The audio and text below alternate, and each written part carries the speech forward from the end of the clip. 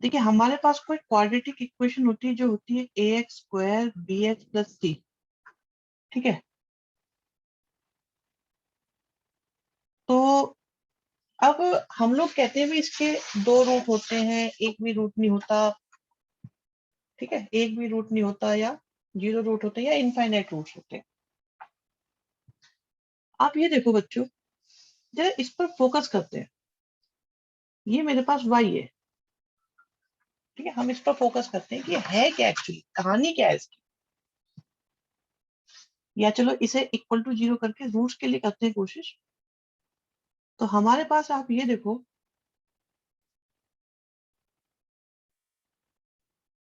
क्या बेटा आर्यन क्या कह रहे हो, मैं समझा नहीं। इस पर फोकस करना है थोड़ा सा, कि कहानी इसकी कैसे होती है भाई, डी आखिरकार कैसे। एफ एक्स भी ले सकते हैं बेटा, एफ एक्स लेंगे। देखो दोनों बातें बताते हैं।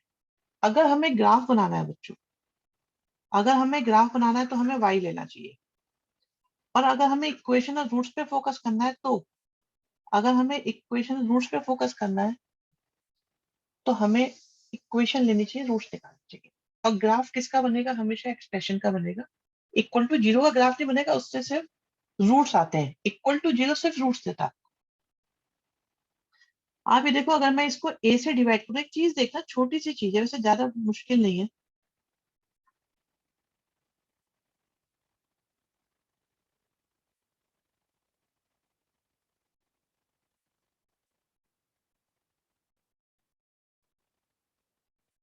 ठीक है, और अब इसको मैं परफेक्ट स्क्वायर बना रहा हूँ।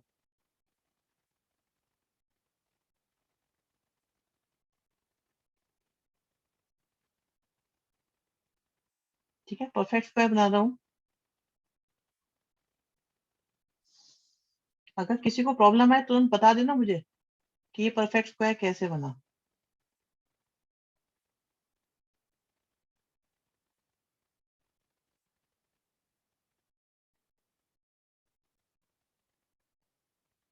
दूसरी साइड ले गए।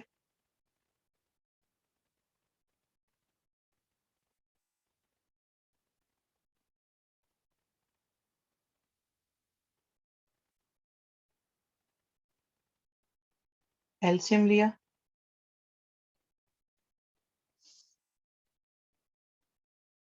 सॉरी सॉरी, ए स्क्वायर लगा दिया।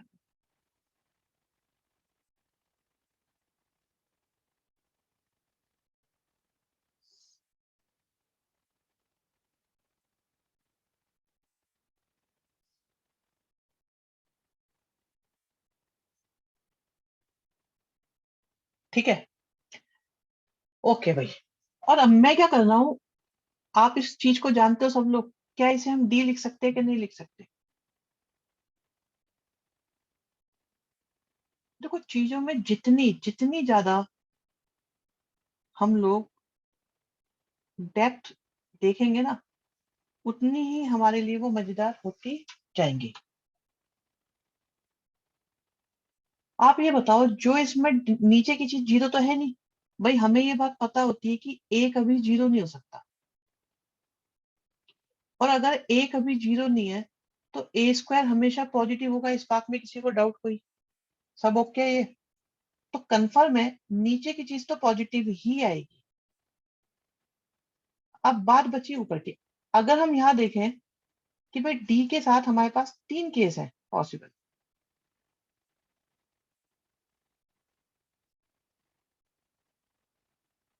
भाई डी पॉजिटिव हो सकता है, डी नेगेटिव हो सकता है, या डी 0 हो सकता है। आप सोचो कि क्या डी नेगेटिव हो सकता है, और मुझे रियल वैल्यू चाहिए। अगर डी नेगेटिव हो गया, तो ऊपर नेगेटिव, नीचे पॉजिटिव, और लेफ्ट हैंड साइड में हमारे पास डेफिनेटली पॉजिटिव या 0। ये पॉजिटिव हो सकता है या 0 हो सकता है। नेगेटिव तो स्क्वायर कभी हो ही नहीं सकता। आप ये देखो कि पॉजिटिव या 0 कभी भी नेगेटिव के इक्वल हो पाएगा। तो ये तो पॉसिबल ही नहीं हो सकता। अगर आप देखो लेफ्ट साइड में स्क्वायर है, तो राइट हैंड साइड नेगेटिव हो ही नहीं सकती। तो इसीलिए हम कहते हैं कि जब भी डी की वैल्यू नेगेटिव होती है, तो रूट्स नहीं आते, रियल रूट्स नहीं आते। रियल रूट्स नहीं आते।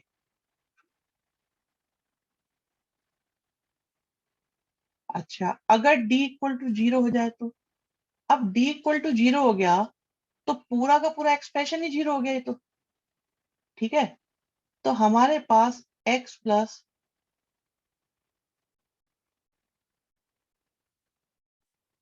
तो यहां से x की वैल्यू एक ही आई, या हम कहेंगे कि एक वैल्यू दो बार आई, क्योंकि आप स्क्वायर को दो बार लिख सकते हैं। तो हमारे पास x की वैल्यू आ गई माइनस बी अपॉन ए, मतलब इक्वल रूट आ गए। रिपीटेड रूट भी बोलते हैं, इक्वल रूट भी बोलते हैं। और अगर पॉजिटिव है, अगर पॉजिटिव है, तो आप जानते हो कि कोई भी चीज स्क्वायर हो, कोई भी चीज स्क्वायर और वो पॉजिटिव है, तो पक्की बात है कि दो वैल्यू तो आनी ही आनी है, यहाँ से आपके दो रूट्स आने थे। भाई इतनी देर में बच्चे आए, हम लोगों ने ये बात सीखी, किसी को कोई परेशानी इसके अंदर? क्या ये बात क्लियर हुई कि नहीं हुई? सारे बच्चों बताओ।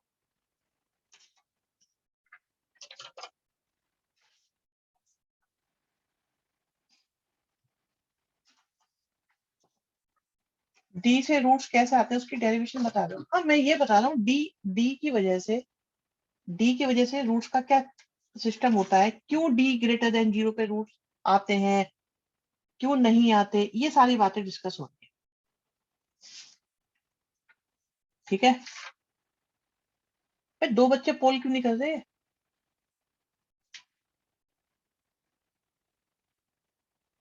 नेक्स्ट देखो, चलो एक क्वेश्चन देते हैं आपको, आसान सा, आसान सा क्वेश्चन देते हैं। सो रहे होंगे, चलो जी, सो रहे हैं तो सुन। एक बच्चा कह रहा है अगर के स्क्वायर नेगेटिव आए तो क्या करें? बेटा बताया तो था, रियल रूट्स नहीं आएंगे, फिर उसे आई स्क्वायर में कन्वर्ट करके उसके इमेजिनरी रूट्स आ जाएंगे, ऐसा करेंगे हम लोग।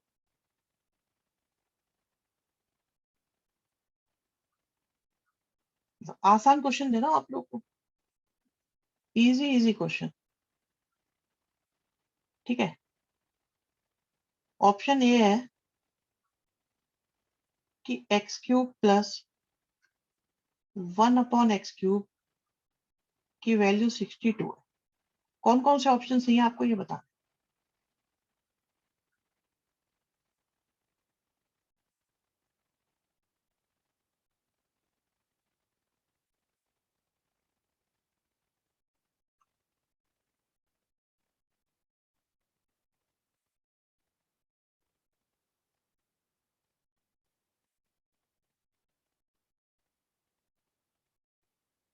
मल्टीपल करेक्ट है। यस बेटा, मल्टीपल करेक्ट है।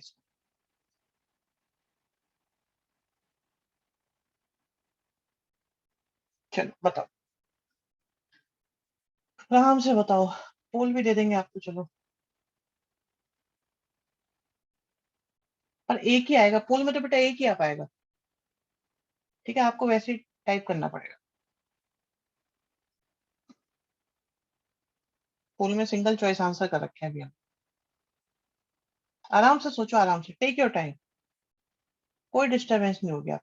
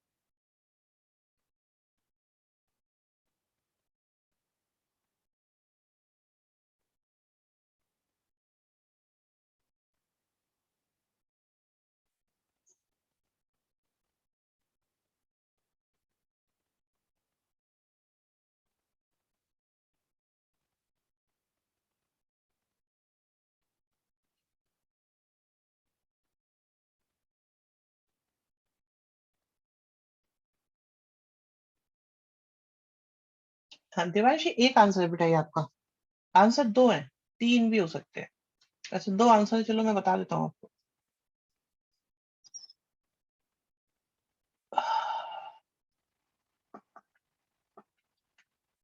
ठीक है सुची, बढ़िया।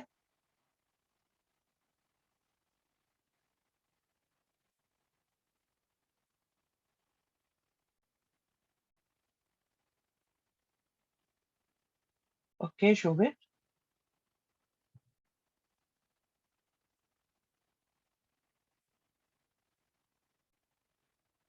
ये दूसरा वाला कैसे निकाला?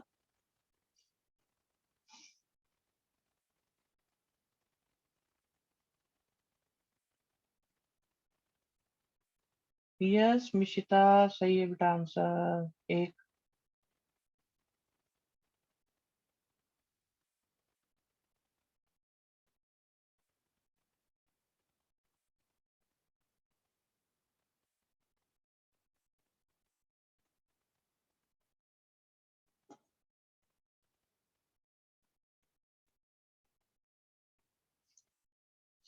ओके शोभित, मुझे लग रहा है तुम्हारा आंसर गलत आया बेटा। ठीक है शुचि, चेक करेंगे।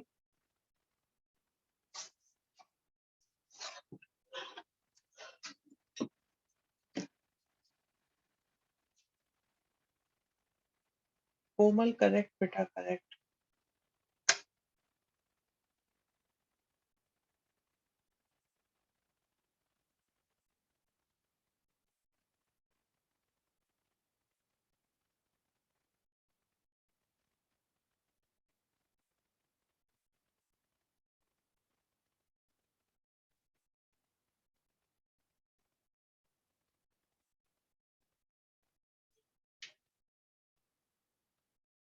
देखो आप लोग काफी टाइम मिल गया, मैं जल्दी से कर रहा हूँ इस क्वेश्चन को।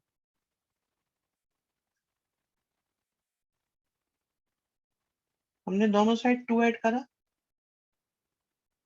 आपके पास x प्लस 1/x की वैल्यू आ गई।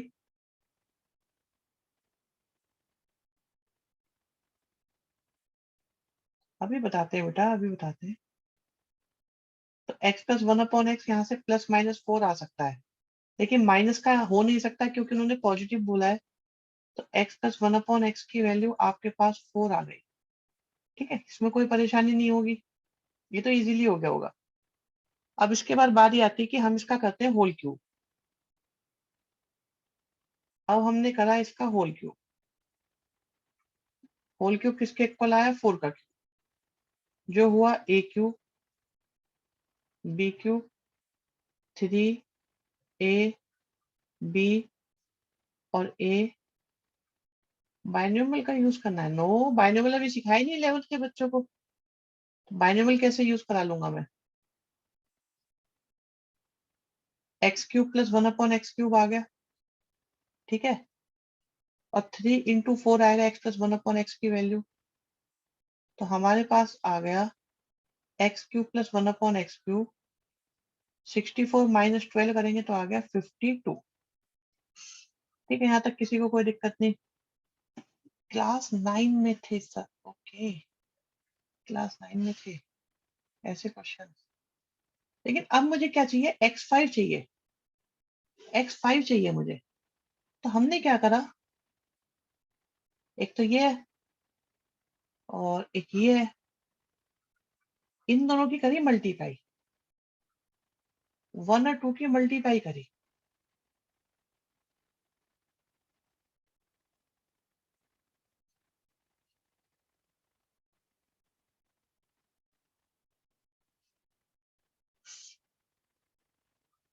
तो ये आ गया 14 × 52। मल्टीप्लाई करो, क्या आया? x5 आया, फिर क्या आया? 1/x आया, फिर क्या आया? x आया, देन आया 1/x5 इक्वल टू कितना आ गया? 52 4 जा कितने होते हैं? 208 20। ठीक है, ये आ गया। अब आप ये देखो x प्लस 1/x की वैल्यू कितनी आ चुकी है?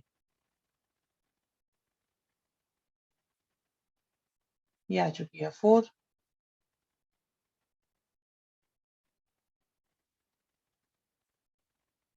ऑप्शन डी मिल गया, और पहले हमारा कितना आ गया था, ऑप्शन बी मिल गया था। अब बताओ क्या ये समझ में आ गया कि नहीं आया? क्वेश्चन समझ में आ गया? कोई मुश्किल लगी इस क्वेश्चन में? बताओ, क्या आपको इसमें कोई डिफिकल्टी लगी है तो बताइए मुझे। आसान है, बढ़िया है, इजी है? इजी, सही बात। आगे बढ़े, कुछ और देखते हैं। ठीक है, एक आसान क्वेश्चन देता हूँ, बहुत इजी क्वेश्चन दे रहा हूँ आपको। मतलब क्वेश्चन ही नहीं है एक तरह से वो।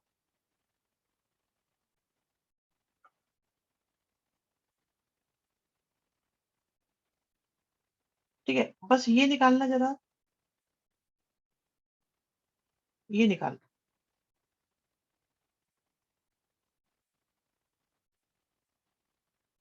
कुछ नहीं है, 10th क्लास के बच्चों का क्वेश्चन है ये निकाल, दोनों निकाल दो बस। आज जोश थोड़ा कम रहेगा, आराम आराम से क्वेश्चन कराएंगे आप।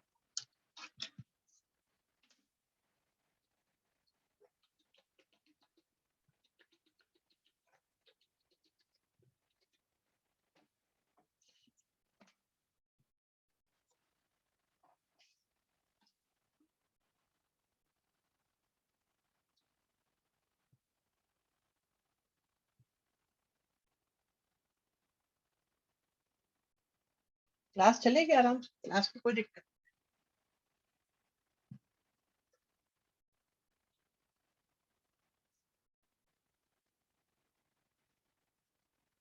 जब तक आप ये करो मैं दूसरा क्वेश्चन लिखता हूँ। अरे ये वैल्यू निकालो इन दोनों की बेटा बस।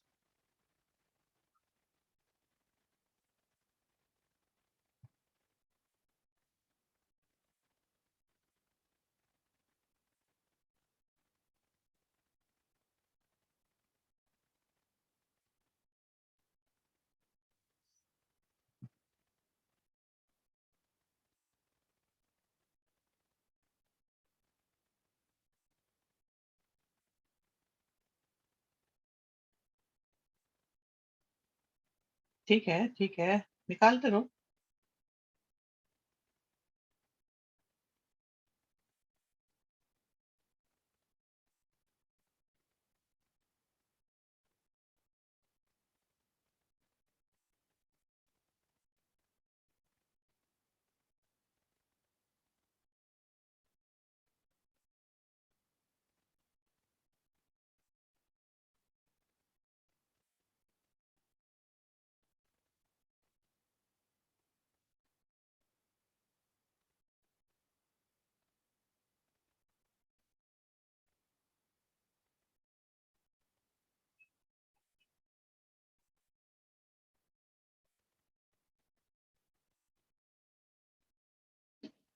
ठीक है, फर्स्ट क्वेश्चन हो गया भाई सबका? फर्स्ट क्वेश्चन में किसी को दिक्कत, किसी को प्रॉब्लम? मुझे वो बता दो बच्चा, कोई बच्चा मुझे ये बताया कि मुझे प्रॉब्लम है। ठीक है,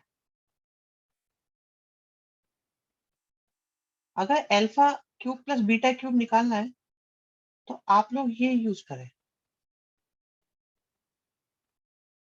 और अल्फा प्लस बीटा किसके इक्वल होता है? माइनस बी अपॉन ए।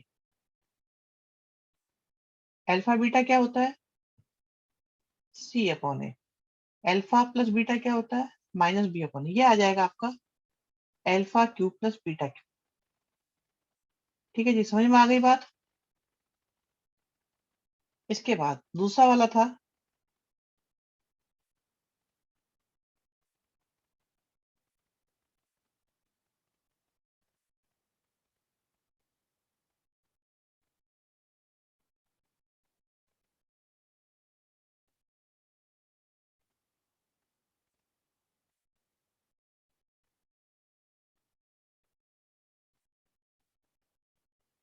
बताओ।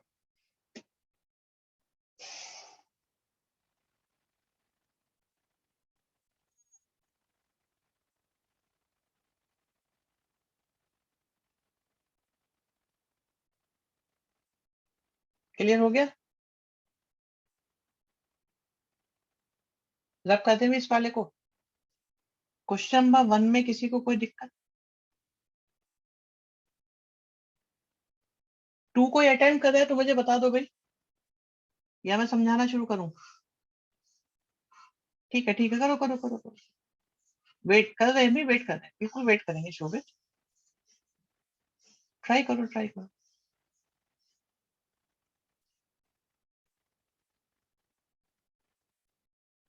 करो ट्राई। रुक गए हम। लो, हाथ बिल्कुल जाम कर दिया, नहीं है कोई।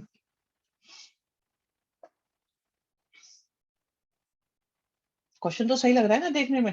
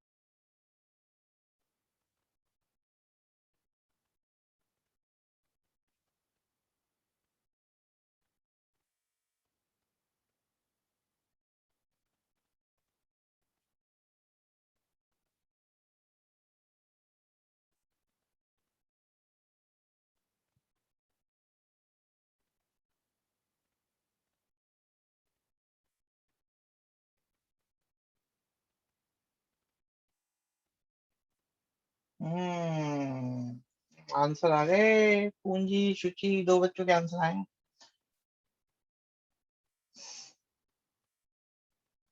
मेहनत करी गई है बच्चों पे ज्यादा। चलो चलो करो करो करो करो करो। जरा ये मल्टीप्लाई कर लो सारे बच्चों।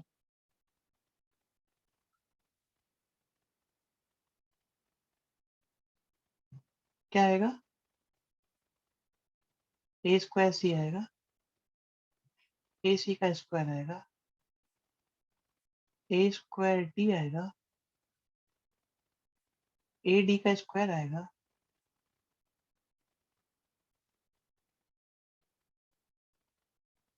अभी मैं पूरा नहीं कर रहा हूँ, सिर्फ हिंट दे रहा हूँ बच्चों आप लोग को।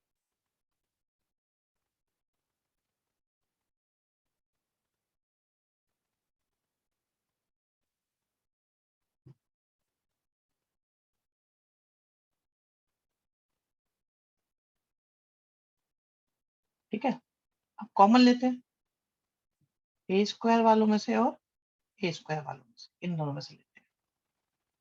ठीक है, फिर सी स्क्वायर को सी स्क्वायर के साथ कनेक्ट करते हैं।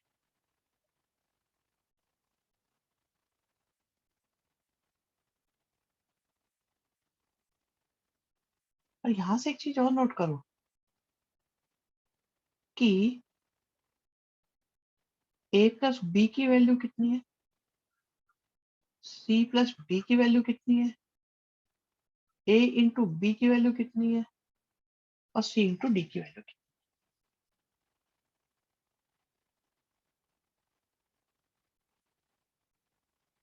ठीक है, देखो क्वेश्चन हो रहे होंगे, मुझे ऐसा लग रहा है कि आज आप लोगों से क्वेश्चंस होंगे। ठीक है, फिर इन दोनों में से देखो, A D square B D square.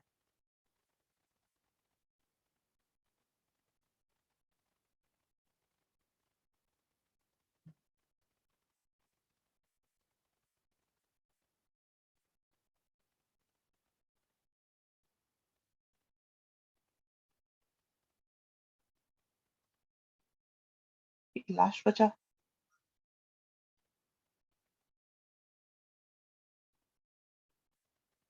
ठीक, अब देखो ए स्क्वायर फिर से कहीं कॉमन आ रहा है क्या? सी प्लस डी आ रहा है कॉमन, यहाँ देखो, इन दोनों में से कॉमन लो, इन दोनों में से कॉमन लिया, सी प्लस डी कॉमन लिया तो क्या होता है? अगले दोनों में से कॉमन लिया,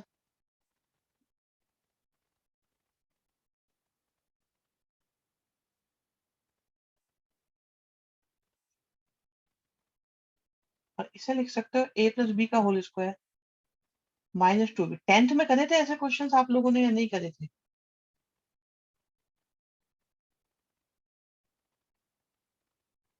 यहां तक हम भी पहुंच गए थे। ओके, अब बताओ, क्या आपके पास ये चारों वैल्यूज है या नहीं है? बताओ, क्या आपके पास ये चारों वैल्यूज है या नहीं?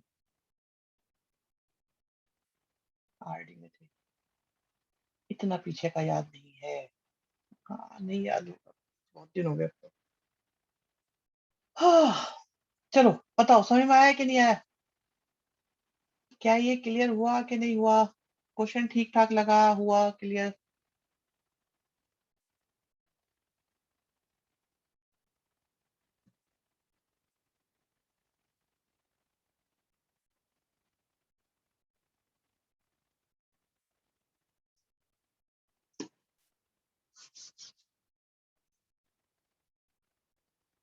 ये शॉर्टकट का प्राइम एग्जांपल है।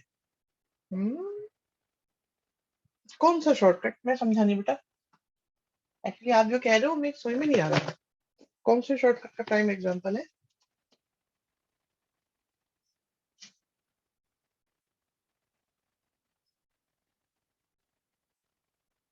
चलो और देखो कुछ। इसका रूट्स निकाल के करते तो काफी लंबा हो जाता है। यस, ये बात ठीक है। अब समझ में आया कि आप क्या कहना चाहते हैं। भाई ये देखो, a x square plus b x plus c है, और इसके दो रूट्स हैं, एक अल्फा और एक बीटा। तो क्वेश्चन ये है कि आपको ए अल्फा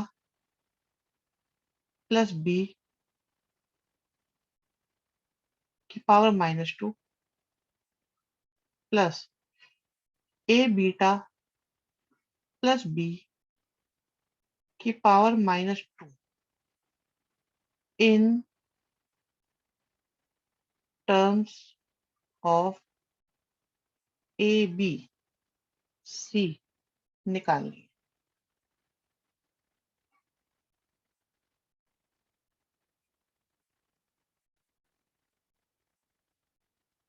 करोगे कोशिश या मैं बताऊं? भाई 2 मिनट मिलने चाहिए कि नहीं मिलने चाहिए?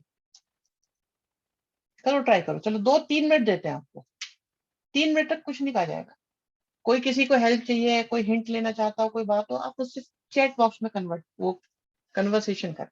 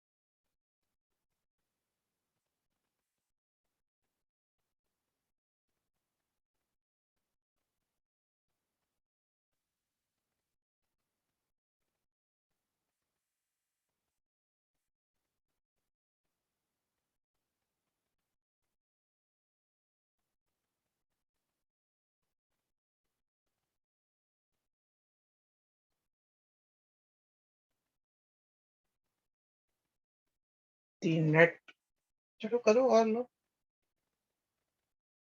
भाई लग रही है कोई संभावना, ट्राई करने पे कोई पॉसिबिलिटी नजर आ रही है? अच्छा,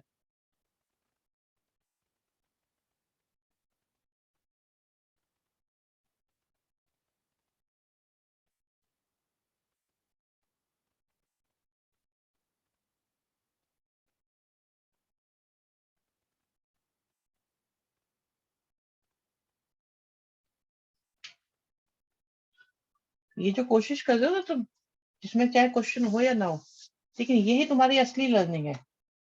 अगर आप ऑनेस्ट अटेम्प्ट कर रहे हैं, कोशिश कर रहे हैं, लगे हुए हैं जैसे मर्जी, कुछ भी सोच रहे हैं, तो उसके बाद देखना जब क्वेश्चन बताया जाएगा ना, तब समझ में आएगा।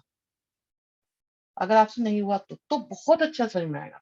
लेकिन कोशिश होनी चाहिए, इंतजार नहीं होना चाहिए, अटेम्प्ट करते रहो जितना मौका मिल रहा है।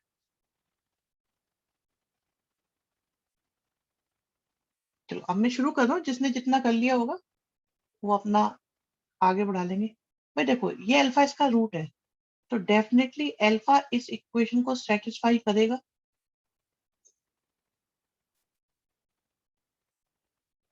बीटा भी इस इक्वेशन को सेटिस्फाई करेगा। और अब आता है इसका मास्टर स्ट्रोक। इस क्वेश्चन का मास्टर स्ट्रोक जिसके लिए मैंने आपको ये क्वेश्चन सेलेक्ट करा है, वो अब आता है। देखिए इन दोनों में से क्या कॉमन आ रहा है आपका? अल्फा कॉमन आ रहा है, जिससे ये बन गया A alpha plus B equal to minus का सी। सिमिलरली बीटा कॉमन लिया तो बन गया A beta plus B, that is also equal to minus का सी। और आगे चलें, ओके वेरी गुड बेटा, यहां से देखो ए अल्फा प्लस बी की वैल्यू कितनी आ गई? माइनस सी अपॉन ए। और यहाँ पर ए बीटा प्लस बी की वैल्यू कितनी आ गई? ये भी आ गई माइनस सी अपॉन, वो अल्फा है और ये आ गया बीटा। ठीक है, ये बताओ क्या यहाँ तक के स्टेप क्लियर है आप लोगों को? इसमें किसी को कोई दिक्कत तो नहीं है? Mishita, okay very good very good. चलो अब आगे बढ़ते हैं। ये आ गया हमारे पास,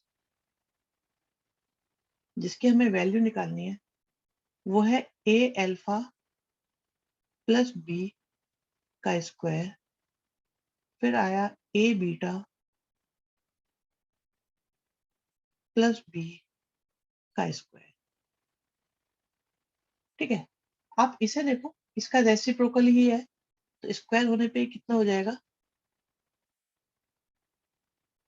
alpha square upon C square. अगला वाला हो गया beta square upon C square. LCM लोगे बच्चों, C square as it is, और ये बन जाएगा alpha square plus beta square, जिसको आप लिख सकते हो अल्फा प्लस बीटा का whole square minus 2 alpha beta. और अल्फा प्लस बीटा कितना है? अल्फा प्लस बीटा की वैल्यू कितनी होती है बच्चों? बताओ, माइनस का बी अपॉन ए। और अल्फा इंटू बीटा की वैल्यू कितनी होती है? बस इसे पुट कर दो, तो ये आ गया हमारे पास B square upon a square minus का 2c अपॉन ए अपॉन में सी स्क्वायर, जो बन गया b square minus 2ac upon a square c square. Just check, निश्चित सही आंसर है आपका। सोचिए स्क्वायर लगाना रह गया था, बाकी सब सही है। और मुझे ये बता दें, क्या ये समझ में आया है कि नहीं आया बच्चों? अगर नहीं आया तो बता दीजिएगा, कहीं दिक्कत हो, कैसे करना है, कोई परेशानी हो तुरंत मुझे से।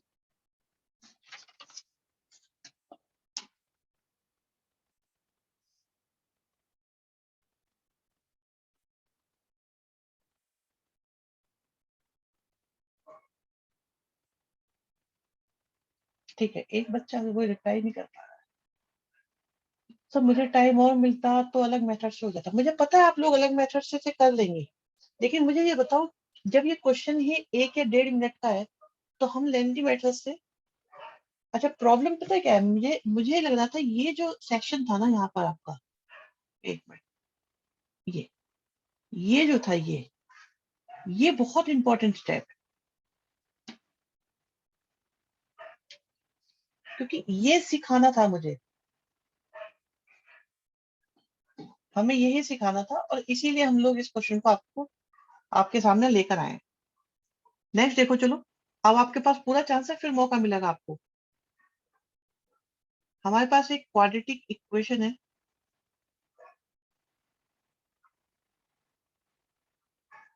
जिसके रूट्स है अल्फा और बीटा। बीटा को 2c अपॉन ए क्यों लिखा? अरे हर्षित, तुम बेटा पूरा क्वेश्चन लिखवाने के बाद क्यों बताते? इतनी देर से मैं पूछ रहा हूँ, तब क्यों नहीं बोलते? अब देखना सारा डिलीट करना पड़ेगा।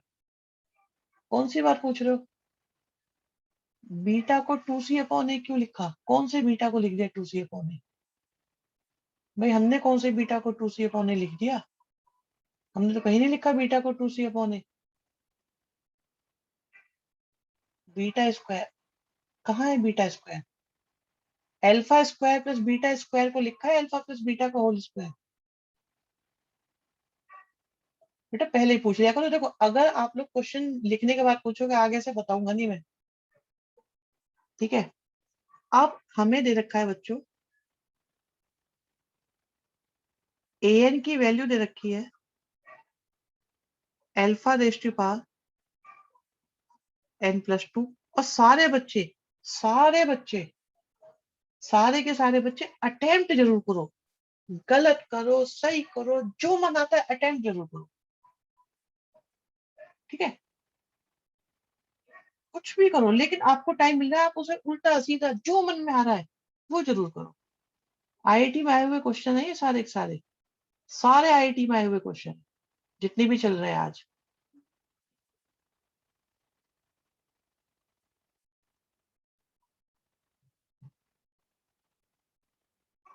ये आपको फाइंड करना है, ठीक है? ऑप्शन में दे सकता हूँ।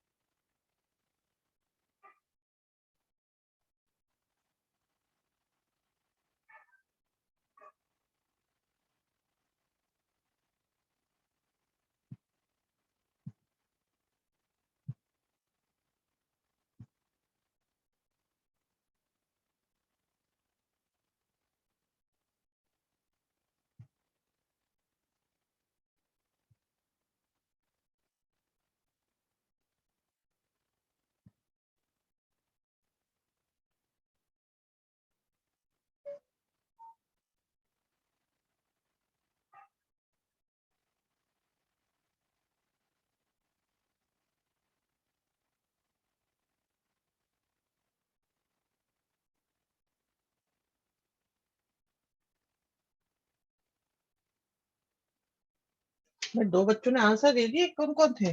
बताओगे जरा।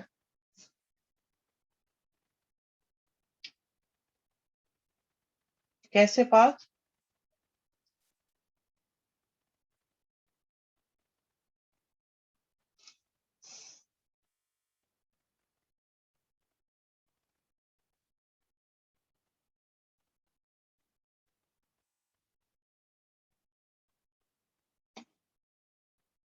मैं बता दूं।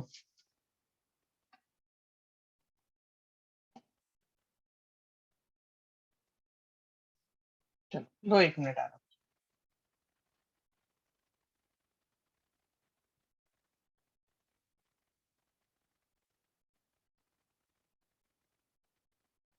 ओके भाई, अटेम्प्ट बढ़िया चल रहा है आप लोगों का, मैं देख रहा हूँ। कोशिश शानदार चल रही है।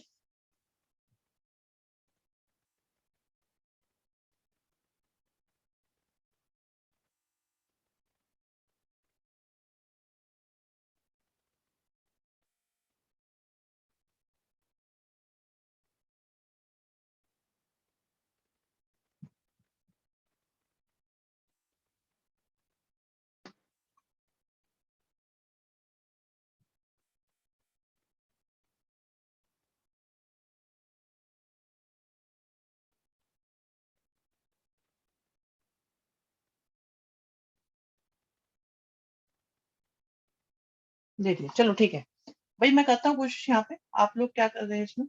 सबसे पहले हमें ए 10 की वैल्यू निकालनी है। तो हमने एन की जगह 10 लिखा, जिससे एन की जगह 10 लिखने से अल्फा 12 आया और बीटा की पावर 8 आ गई। ठीक है। सिमिलरली हमने फिर ए 8 निकाला। ए 8 निकालेंगे तो क्या आएगा?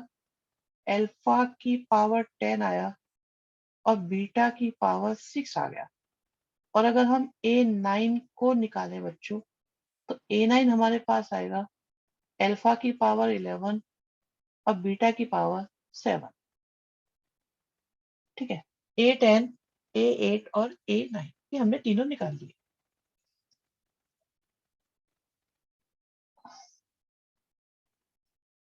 चलो, और अल्फा इसे सेटिस्फाई भी करेगा। तो यहां से आ गया अल्फा स्क्वायर माइनस का 17 अल्फा माइनस का 6 इक्वल टू 0। दूसरा, अगर बीटा को देखें, बीटा भी सेटिस्फाई करेगा। तो बीटा स्क्वायर माइनस 17 बीटा और माइनस का 6 equal to 0।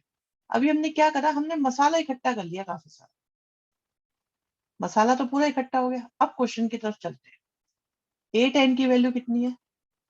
Alpha 10 plus beta rest power 8।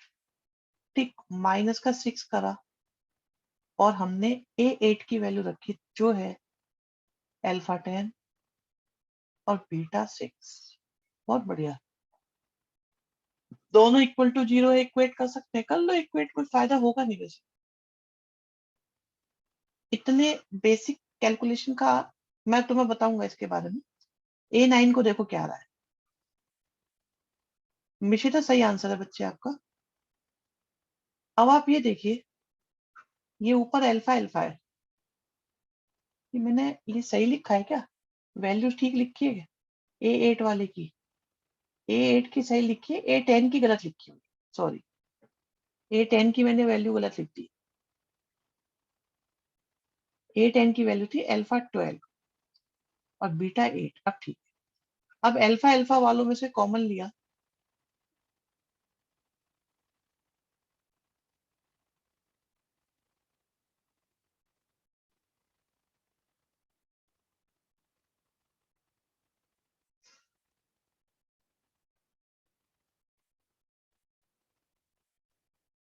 ठीक है। क्या कॉमन आया इनमें से? अल्फा रेस्ट टू पावर 10 आया। तो बचा अल्फा स्क्वायर माइनस का 6। फिर आया बीटा रेस्ट टू पावर 6। तो क्या बचा? बीटा स्क्वायर माइनस का 6।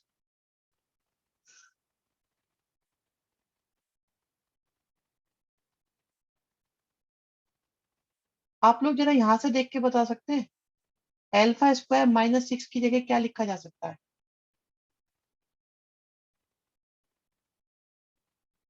17 अल्फा। अब बीटा स्क्वायर -6 की जगह क्या लिखा जा सकता है? 17 बीटा। और अपॉन में क्या है बच्चों?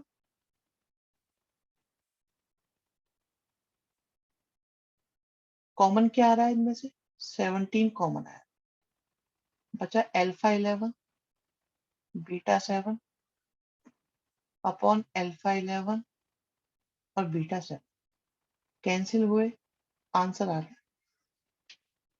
अब बताओ भाई, समझ में आया कि नहीं आया? बोलो बोलो बोलो, समझ में आया कि नहीं आया?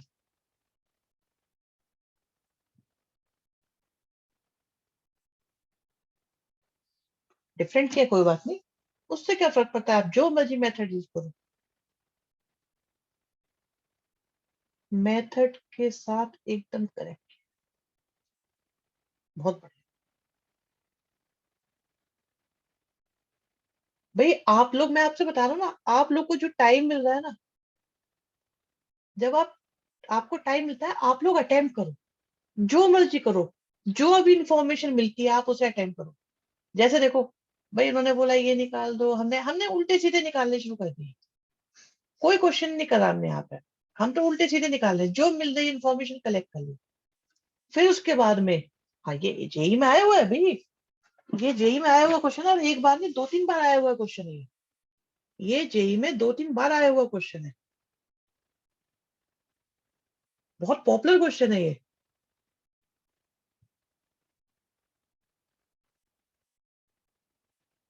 हो सकता है परसों आज, अच्छा परसों एग्जाम है जेई का, मुझे पता नहीं था बेटा। सर बात ये होती है कि थोड़ा लेट हो जाता हूँ बेटा, सोचने में लेट होने में कोई दिक्कत नहीं। अचीवमेंट मिल गई, बिल्कुल मिल गई अचीवमेंट आपको। भाई 11th का बच्चा हमारा अभी 11th में आया भी नहीं है, और वो इस क्वेश्चन को कर रहा है, तो ये बहुत बड़ी अचीवमेंट मानता हूँ मैं।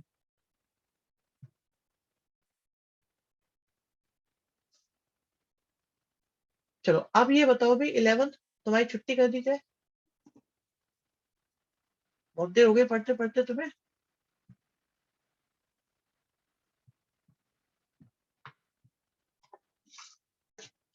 ठीक है, तो आपकी छुट्टी कर देते हैं, कोई परेशानी ही नहीं है। अब बचेंगे हमारे 12th बचेगी। नमस्ते बेटा, नमस्ते, बाय बेटा, बाय।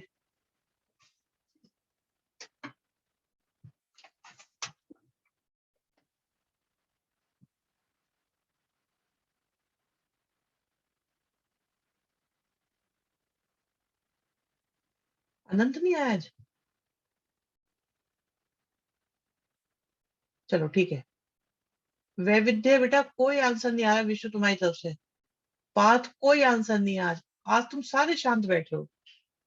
क्या आज के क्वेश्चंस इतने आसान है?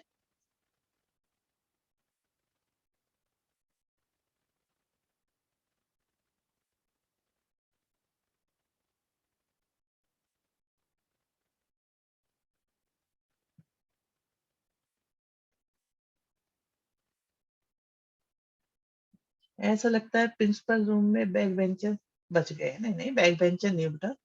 चलो मैं क्वेश्चन कराता हूँ आज तुम्हें, शानदार कंसेप्ट देता हूँ, बेहद शानदार। ठीक है, बेहतरीन चीज है। मेरे प्यारे बच्चों,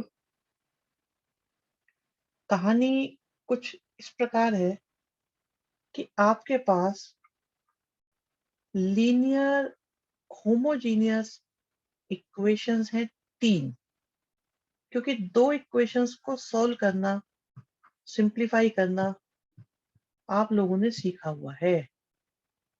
ठीक है, तो चलो चलो चलो, पहले जरा ये वाली बता दें, ये वाली बताऊं? इसे हटा देता हूँ, डी ले लेते हैं, ये ज्यादा भयंकर हो जाएगी।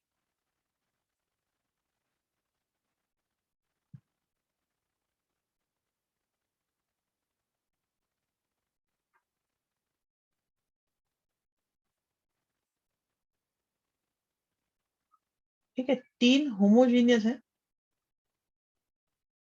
लीनियर है, और इक्वेशंस है।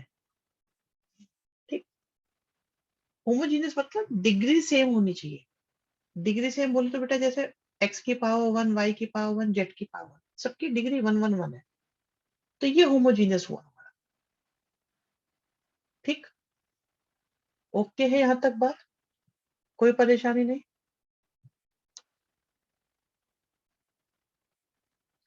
अब क्या होता है, जैसे इसमें आपके पास 3 वेरिएबल है और लास्ट क्लास में हमने आपको इसमें डी निकालना सिखाया है, D1 भी सॉल्व करना सिखाया है, D2 भी सॉल्व करना सिखाया है और D3 भी सॉल्व करना सिखाया है।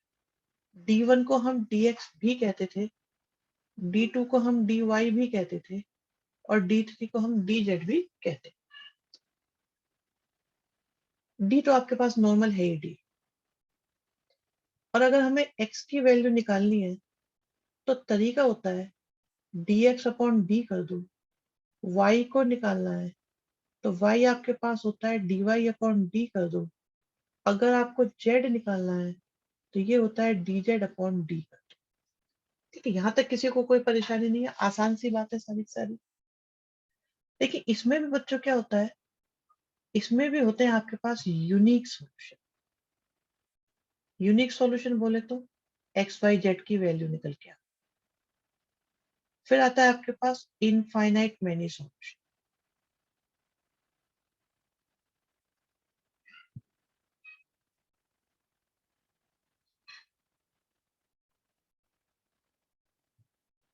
फिर आता है नो सॉल्यूशन। ठीक, अब यूनिक सॉल्यूशन जब निकालना होता है तो इसकी सिंपल कंडीशन है बच्चों कि डी जीरो नहीं होना चाहिए। ओके, अगर डी जीरो आ गया तो वो केस दूसरा या तीसरा ही होगा। लेकिन लेकिन अगर आपका जो है डी जीरो नहीं है तो आपका answer unique solution. Infinite solution में क्या होता है कि भाई डी भी, D1 भी, D2 भी और D3 भी ये सब जीरो होने चाहिए। ठीक है, लेकिन इसमें भी एक समस्या हो जाती है, इसमें दो केस जनरेट हो जाते हैं। यहाँ स्पेशल बात आती है बच्चों, इसे ध्यान से समझ लेना। इससे नो सॉल्यूशन वाला भी केस जनरेट हो जाता है। मोस्ट ऑफ द टाइम्स ये आपका इनफाइनाइट सॉल्यूशन ही होगा।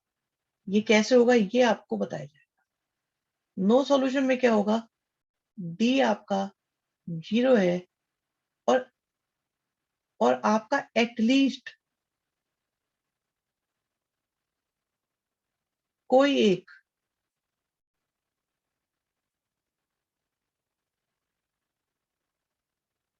चाहे वो D1 हो चाहे वो D2 हो। बेटा मैं बताऊंगा इनफाइनाइट कैसे आपका बनेगा, मैं बताऊंगा आपको। ठीक है, नॉट इक्वल टू जीरो आएगा। राइट, ये नोट कर लेना सारी चीजें, मुझे बताना पड़ेगा इसमें, नोट करते चलना है, इन सब की जरूरत पड़ेगी।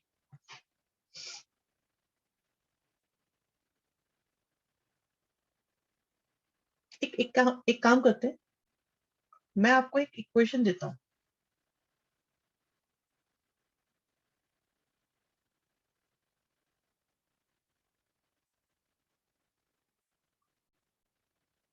और क्या आप लोग मेरे लिए यहां से D1 D2 और D3 निकालेंगे? बताओ निकालोगे भाई?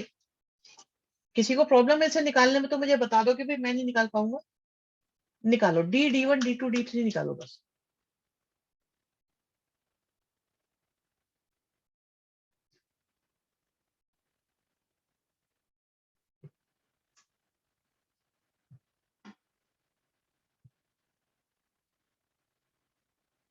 आप निकालो तो सही बेटा, तभी तो बताएंगे। आप जरा एक बार D1 D2 D3 निकालो, फिर समझाते हैं।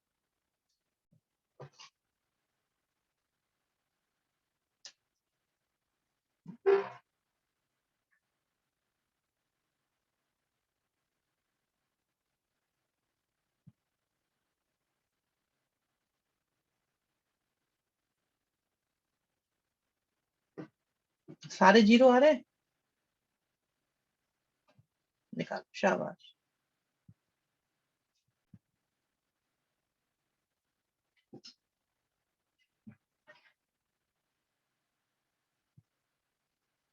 निकालो सारे बच्चों, बहुत जल्दी निकलेंगे। डिटरमिनेंट में दो दो रो या दो कॉलम सेम आएंगे। अब ये बताओ बेटा, बुक्स में जो डेफिनेशन लिखी होती है, बुक्स में जो आपकी डेफिनेशन लिखी है या जो लिखा रहता है उसमें, उसके हिसाब से ये सारे के सारे हमारे जीरो आ गए। तो क्या होना चाहिए आपके हिसाब से? क्या लगता है क्या होना चाहिए? इनफाइनाइट मैनी सॉल्यूशन होना चाहिए, जबकि आंसर आएगा नो सॉल्यूशन।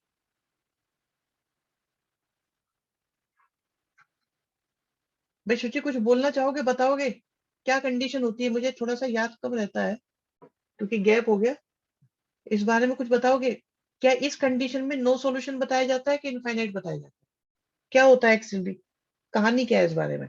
सर जितना मुझे पता है उस हिसाब से तो इसमें नो सोल्यूशन ही आता है, क्योंकि प्राइमरी जो देखते हैं वो आई थिंक जो डी है सिर्फ वही देखते हैं।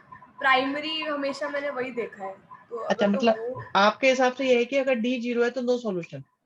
हमेशा जैसे क्या तो बाकी सब कुछ सेटिस्फाई नहीं कर रहा है, जैसे कि D is equal to D one is equal to D two is equal to D three, पर वो सारे के सारे ही जीरो है, तो फिर हम्म इनफाइनाइटली मेनी सोल्यूशन हो गया सकता है।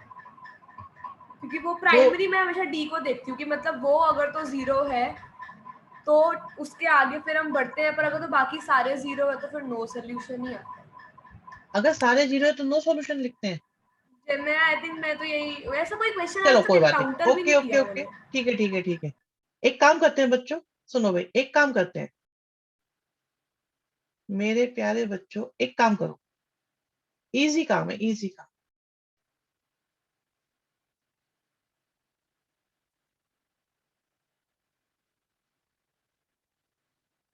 जरा मैथमेटिक्स के साथ खेल खेलना चाहिए, ठीक है? अब इस क्वेश्चन के लिए आप लोग ये निकालो, जल्दी जल्दी निकालो आराम से। बच्चों बहुत सारी बहुत बहुत शानदार चीज सीखोगे आज तुम, अगर तुमने ये, अगर तुम चलते चले गए तो।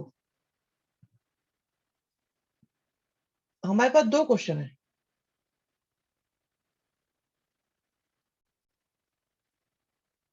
दो वाई नहीं है बेटा, दो जेड है ये, सॉरी। ये जेड है, जेड है, ये वाई लिख दिया गलती से। जेड है ये।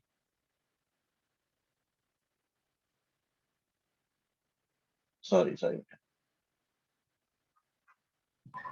सर आ गया उसका, मैं बता, मेरे को समझ में आ गया कि वो इनफाइनाइटली मैनी सोल्यूशन ही होगा, ये इनफाइनाइटली मैनी सोल्यूशन होगा। दूसरा वाला। नहीं, जो आपने पहले जिसमें सारे जीरो आ रहे थे हम्म उसके अंदर, क्योंकि मुझे याद है आपने कल एक कंडीशन जब हम लिखवा रहे थे आप हमको, तो उसके अंदर आपने बताया था कि अगर तो चारों के चारों जीरो होंगे तो इनफाइनाइटली मैनी सोल्यूशन हो जाएगा। ये मैंने लिखी थी एक बार, तो हम्म। उसमें चेक भी किया और था। अगर एक एक भी अगर नॉन जीरो है तो हमारा नो सॉल्यूशन, ठीक है? हाँ। एक्चुअली मैं बता रहा हूँ यही लिखा मिलेगा आपको, लेकिन रियलिटी इससे दूर है। वो बात बतानी है मुझे आप लोग। तो ये थोड़ा सा पार्ट कभी कभी कंफ्यूजिंग आता है, ये बिल्कुल कंफ्यूजिंग है ये। कर और देता है। एक्चुअली जो कंफ्यूजिंग वाला पार्ट है ना, वही कंपटीशन में आता है। तो सारे बच्चों, बहुत इंपॉर्टेंट चीज चल रही है, मैं आपको बता रहा हूँ। बहुत शानदार लेवल की चीज है ये। अगर तुम थके नहीं हो और फ्रेश माइंड से सीखोगे, तो तुम समझ लो कि तुम्हारे आईआईटी में एक या दो क्वेश्चन सेट हो सकते हैं। एक तो होना ही होना चाहिए अगर पेपर टफ आता है, और अगर मेन में नहीं हुआ तो एडवांस का तो कंफर्म है क्वेश्चन के लिए। यह देखो, आपने क्वेश्चन नंबर 1 में ये सारे निकाले, और क्वेश्चन नंबर 2 में आपने निकाले, जीरो ही आ रहे हैं सारे। क्वेश्चन 1 के भी सब जीरो आ रहे हैं, क्वेश्चन 2 के भी जीरो आ रहे हैं। और मैं बताऊं, दूसरे का आंसर है इनफाइनाइट, और पहले का आंसर है नो सॉल्यूशन। सेम कंडीशन से दो आ रहे हैं। कैसे हो रहे हैं वो मैं बताता हूँ, वो मैं आपको बताऊंगा। पहले आप लोग निकाल के चेक करके देख लो कि ऐसा हो रहा है या नहीं हो रहा है, ठीक है? देख लो और मुझे बता दो भाई, यहां तक समझ में भी आ रही है, बात नहीं आ रही?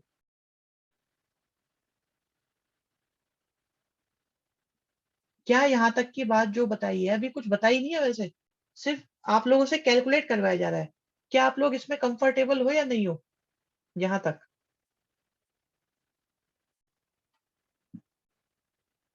चेक तो मैं बताऊंगा बेटा कैसे, आप लोगों से नहीं होगा, मैं बताऊंगा कैसे।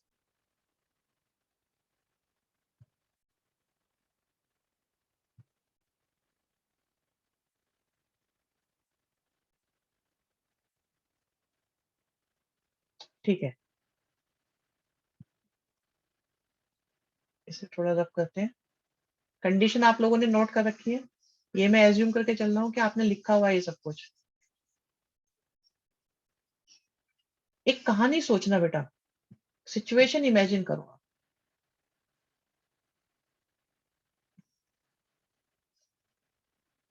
ये एक प्लेन है, ठीक है, रुक जाओ, कुछ और बनाते हैं।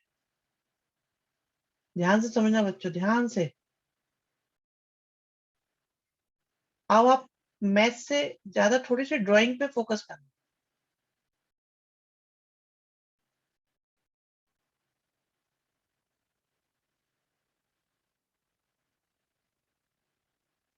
और कंडीशंस को समझना और आप बताना, खुद बताना।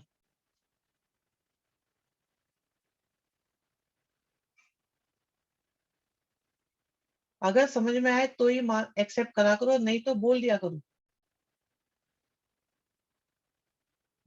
बेटा ये 3 प्लेन है, 3 सरफेस है। आप ये देखो, आपके पास एक फ्लोर है, फ्लोर के ऊपर एक किसी हाइट पे आप उसी के पैरेलल कोई प्लेन बना लो, और एक आपके पास जो सीलिंग है घर की, लेंटर, एक वो है। ये तीनों चीजें हैं, फ्लोर, सीलिंग और बीच में कोई सरफेस। मुझे बताओ, क्या इन तीनों में, P1 में, P2 में और P3 में कोई पॉइंट ऐसा है जो तीनों पे कॉमन होगा? बस इतनी बार बताओ, छोड़ो मैथ्स को। कोई पॉइंट कॉमन नजर आ रहा है आपको?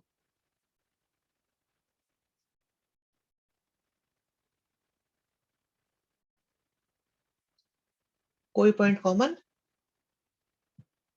नहीं नजर आ रहा? बिल्कुल, बहुत बढ़िया, क्योंकि ये पैरेलल है और इनमें कोई पॉइंट कॉमन नहीं है। बेटा ये होता है एग्जैक्टली नो सॉल्यूशन। हमें एक भी नजर नहीं आया। लेकिन अगर मैं ये बोलूं कि एक और प्लेन है जो इसी के ऊपर है, जैसे एक फ्लोर है, फ्लोर के ऊपर मैं एक मैट बिछा देता हूँ और उसके ऊपर एक और मैट बिछा देता हूँ, ठीक है?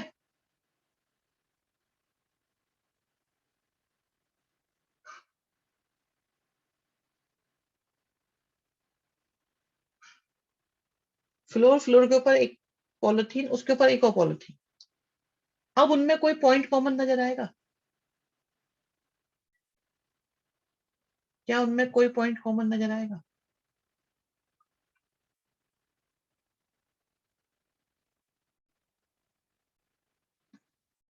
आएंगे? मैनी, इनफाइनाइट आएंगे। दैट इज नोन एज सारे ही कॉमन है, बिल्कुल सही बात है, सारे कॉमन है, इनफाइनाइट कॉमन है, मैनी कॉमन है। उसे बोला जाता है, बच्चों, इनफाइनाइट मैनी सॉल्यूशन। आप इसे देखो बच्चे, अगर मैं सेकंड इक्वेशन को 2 से डिवाइड करूं तो क्या ये फर्स्ट बन जाएगी कि नहीं बन जाएगी? कारपेट में या पेपर, अरे एक एक पेपर रख दिया, फ्लोर पे एक पेपर है, एक और पेपर है, एक और पेपर, 3 पेपर रख दिए, एक के ऊपर एक। पॉइंट कॉमन आएंगे कि नहीं आएंगे?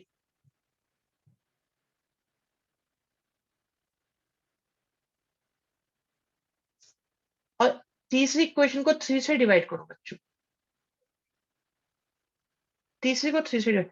क्या ये तीनों के तीनों एक ही चीज को रिप्रेजेंट कर रहे हैं? मतलब पहली इक्वेशन तो थी फ्लोर, दूसरी इक्वेशन थी आपका मैट, और तीसरी इक्वेशन थी एक और मैट, तो कॉमन आ गए। तो बच्चों कॉमन आ गए, ठीक है। This is known as infinite many solution, इसलिए इसके आंसर इनफाइनाइट आएंगे। सिंपल। सर तो फिर अभी हम हम इन्हें मैथमेटिक्स, पूरा हाँ सॉल्व क्यों करते हैं? जैसे कि हम बताऊंगा फिर बच्चे, ऐसे भी मैं तो कर बताऊंगा, सकते हैं ना। मैं बता रहा हूँ, बस मैं सब बताऊंगा। अभी देखो मुझे बहुत धीरे धीरे पेज बनाना पड़ेगा। आईटी एडवांस का क्वेश्चन है, बड़े मार्क्स में आना है, तो बहुत सारी बातें हैं इसके साथ जुड़ी हुई। अब तीसरी कंडीशन सुनना, मोस्ट खतरनाक कंडीशन जो विजुलाइज नहीं हो पाती, मैं इसे जब करता चलूंगा बच्चों, ठीक है। तीसरी कंडीशन सुनना, बढ़िया क्वेश्चन है ये।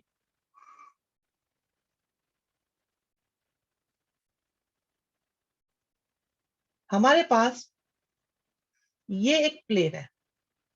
अच्छा एक बात बताऊं मैं आपको बच्चों, ऐसे तो कुछ बच्चों को तो पता होगा, अगर x plus Y equal to something होता है ना, तो ये होती है एक लाइन। 10th क्लास में आप लोगों ने पढ़ी थी, 11th में भी पढ़ी थी। लेकिन अगर कभी x plus Y plus Z होता है ना, तो वो हमेशा प्लेन को रिप्रेजेंट करता है। अगर आप लोगों को ये लग रहा हो मैं बार बार प्लेन प्लेन प्लेन वर्ड क्यों बोल रहा हूँ, उसका लॉजिक ये है बच्चों कि x plus Y plus Z मतलब प्लेन, ठीक है। तो चलो जी आगे, अब आगे बढ़ते हैं। एक हमारे पास प्लेन है ये, हम एक और प्लेन बना रहे हैं, ठीक है।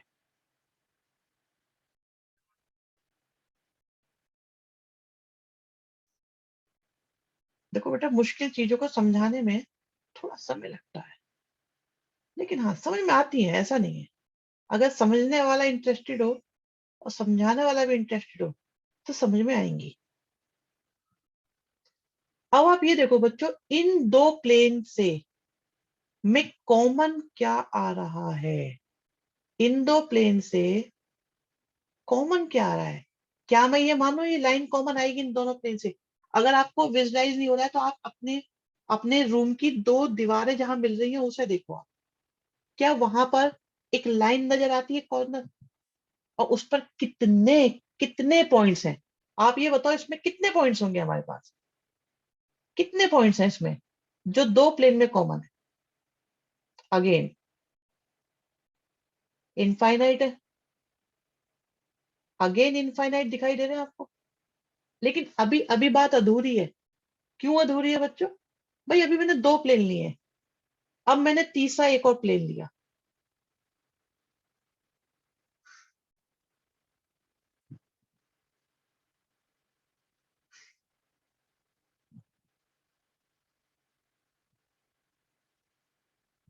ये प्लेन लिया। अब आप ये देखो, जैसे ही मैंने ये प्लेन लिया और इन तीनों का मैं पॉइंट ऑफ इंटरसेक्शन फोकस कर रहा हूं, मैं इन तीनों का पॉइंट ऑफ इंटरसेक्शन फोकस कर रहा हूं, क्या वो सिर्फ एक पॉइंट होगा या और ज्यादा होंगे? एक पॉइंट होगा, पांच, वेरी गुड बेटा। अब बताओ P1 P2 P3 में कितने पॉइंट कॉमन आएंगे? इसमें किसी को दिक्कत है? और वो कौन होगा? दिखाई दे रहा है? वो ये होगा, क्योंकि अब जो ये प्लेन की लाइन आई, इस प्लेन ने सिर्फ एक ही जगह इंटरसेक्ट करा है इसको।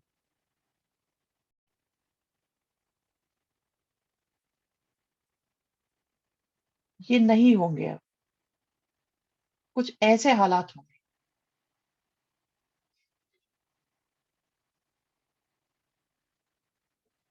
कन्फर्म है ये बात? मेरे दबाव में आके तो नहीं बोल रही ये बात कि मैं बोल रहा हूं इसलिए बोल रहा हूं जबरदस्ती? This is actually unique solution, इसे बोलते हैं यूनिक सॉल्यूशन। ये समझ में आया? अब आएगा एक बहुत ही खतरनाक क्वेश्चन। अब एक और खतरनाक सिचुएशन आएगी, उसे सुनना जरा आप, ठीक है। यहां तक सब ओके है? यहां तक सब ओके है बेटा? यहां तक कोई दिक्कत तो नहीं है? हम ज्योमेट्रिकली समझ रहे हैं, कैलकुलेट करना मैं सिखा दूंगा, उसकी चिंता मत करो। यहां तक सब ओके है ना? किसी को दिक्कत नहीं है? चलो बिल्कुल अभी बताते हैं।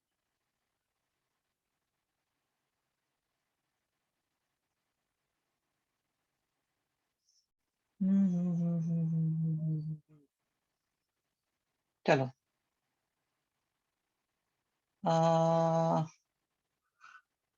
राइट, एक और प्लेन है,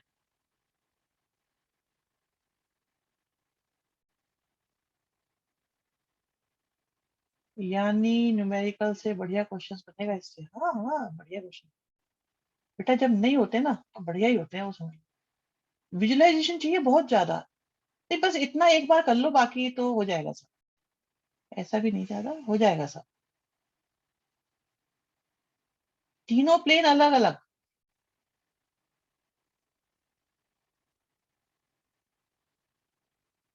चलो ऐसा कर।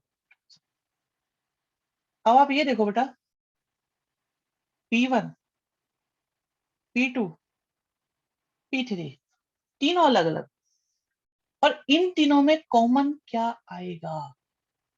इन तीनों में कॉमन क्या है? क्या ये लाइन कॉमन होगी कि नहीं होगी? तो इस लाइन पर जितने भी पॉइंट्स होंगे, आई रिपीट, इस लाइन पर जितने भी पॉइंट्स होंगे, क्या वो P1, P2, P3 तीनों पे होंगे कि नहीं होंगे? तीनों पे होंगे ना। ये कॉन्साइड भी नहीं कर रहे, कॉन्साइड नहीं कर रहे, ये पैरेलल भी नहीं है, फिर भी इसके कितने सॉल्यूशन है? Infinite many solution.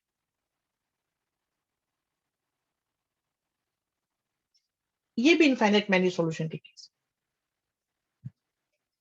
प्लेन की पोजीशन ही सॉल्यूशन डिसाइड करती है बेटा। आप सोचो, मैं आपको 10th क्लास में ले जाता हूं थोड़ा आसानी के लिए। दो लाइन है, पैरेलल है, नो सॉल्यूशन। दो लाइन है, इंटरसेक्टिंग है, यूनिक सॉल्यूशन। एक लाइन है, उसके ऊपर एक और लाइन है, इनफाइनाइट सॉल्यूशन। भाई लाइन, दो वेरिएबल की इक्वेशन को लाइन डिसाइड करती है, और तीन वेरिएबल के क्वेश्चन को प्लेन डिसाइड करते हैं। लेकिन प्लेन 3 डायमेंशनल है, तो उसमें परम्यूटेशन कॉम्बिनेशन पॉसिबिलिटीज कुछ ज्यादा हो जाती है।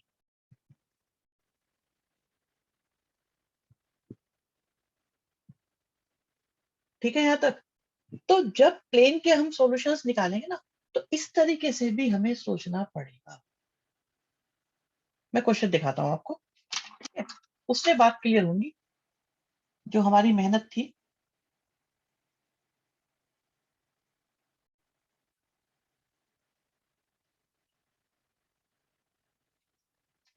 वो चैप्टर भी आईआईटी के लेवल का पढ़ना है अभी। तो कौन सा चैप्टर? स्ट्रेट लाइन की बात कर रहे हो क्या आप? देखो, आपका सिर को गर्म करके भेजेंगे बिल्कुल, सिर में हीट आ जाएगी, परमुनेशन कॉम्बिनेशन में रो पड़ोगे तुम लोग। जब मैं परमुनेशन कॉम्बिनेशन कराऊंगा ना, तुम रोगे, तुम कहोगे हमें छोड़ दो, हमें जाना है, हम अपनी जिंदगी में कम खा लेंगे, कम पहन लेंगे, गुजारा कर लेंगे, पर हमें छोड़ो। कैसे भी छोड़ दो, बख्श दो सर, कैसे भी बख्शो, बस छोड़ दो हमें। प्रोबेबिलिटी आसान लगेगी। आर्गुमेंट का बेटा ऑप्शन तब आएगा शिवम, जब कुछ समझ में आएगा। मैं बोलता रहूंगा, ये कहूंगा ऐसा सोचा वैसा सोचा, तुम कहोगे क्यों सोचा है, हम कैसे सोचे, और मैं बेटा छोड़ूंगा। सत्य वचन। आप देखो, आपके पास बच्चों तीन इक्वेशंस हैं। अभी तो आसान आसान बच्चों के खेल चल रहे हैं, इजी इजी वाले। ये तो हलवा है, खाई जाओ सब बैठ के मजे से। ठीक है जी। और आप एक बात नोट करो इसमें, एक आपको P दिखाई दे रहा है, एक आपको Q दिखाई दे रहा है, मतलब यहाँ पे अनसर्टेनिटी का लेवल है कुछ। और ये कहते हैं कि भाई P और Q की वैल्यू है, नो सॉल्यूशन निकालो। दूसरा, यूनिक सॉल्यूशन निकालो।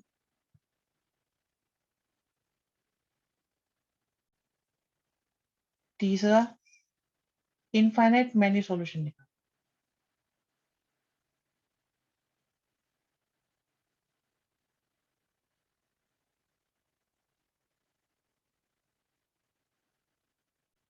ठीक, सबसे पहले मैं आपको आसान सी बात बताता हूँ। जो डी है हमारे पास वो है 2 p और 6, 1 2 और q और 1 1 और 3। भाई डी आपका 0 नहीं होना चाहिए। किस बात के लिए? Unique solution. सबसे पहले सबसे आसान केस निपटाते हैं। सॉल्व करोगे इसको? भाई बताओ, सॉल्व करोगे? करो, आप भी करो, मैं भी करूँ। ठीक है, मेरी गलती आप निकालो, आपकी गलती मैं निकालो। सही बात, सुचित सही आंसर है बेटा, नॉट इक्वल टू 0।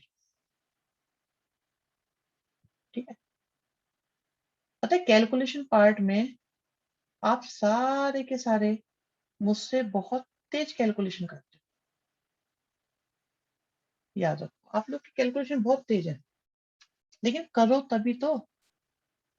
करोगे नहीं तो होंगी नहीं। ठीक है,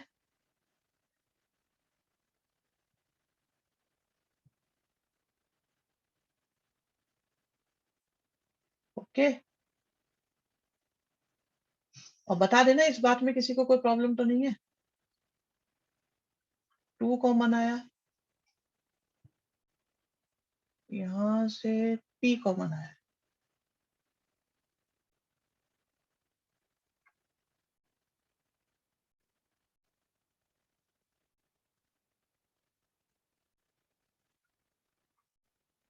ठीक,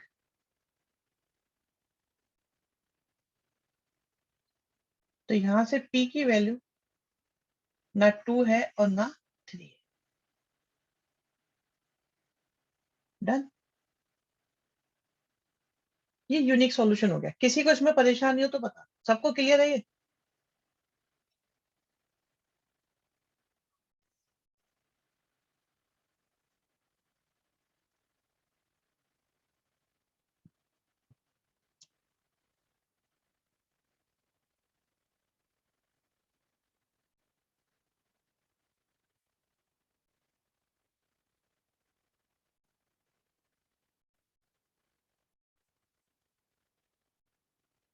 चलो ठीक है, यहाँ क्यू नहीं होगा।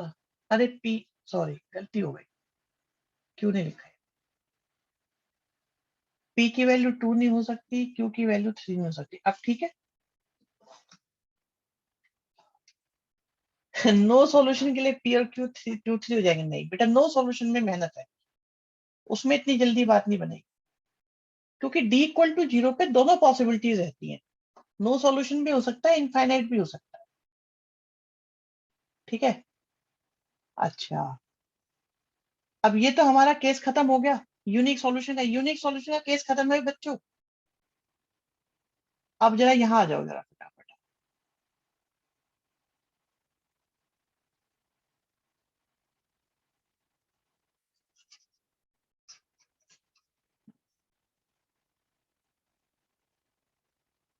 सॉल्व करना शुरू करा तो p की वैल्यू 2 आ सकती है और q की वैल्यू 3 आ सकती है, और ये दोनों भी आ सकते हैं।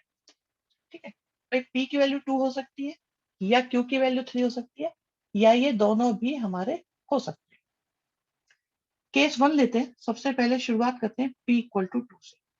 भाई p की वैल्यू आपकी 2 है। अभी p की वैल्यू जैसे 2 रखी, आप देखो p की वैल्यू जैसे 2 रखी, ये हो गया 2x 2y 6z equal to 8। ध्यान से सुनना, ध्यान से सुनना, बहुत ध्यान से। ठीक है, सर p की वैल्यू 2 क्यों रखी है अभी फिर से बताना। अरे p की वैल्यू बेटा 2 आ रही है ना यहाँ से, अभी अभी तो आई है p की वैल्यू 2 सॉल्व करने से।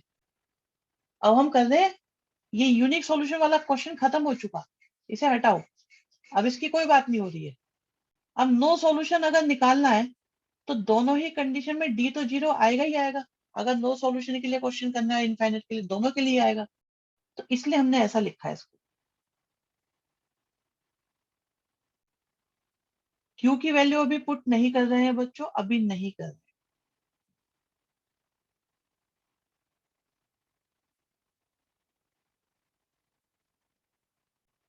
जस्ट चेक आउट क्या इक्वेशन 1 और इक्वेशन 2 कॉन्साइड कर रही है कि नहीं कर रही, सेम है या अलग अलग है दोनों? क्या ये दोनों सेम है या अलग अलग है? बताओ, 1 और 3, 1 और 2, 3 बोलना चाहिए, 1 और 3, 1 और 3 सेम है या नहीं? बिल्कुल।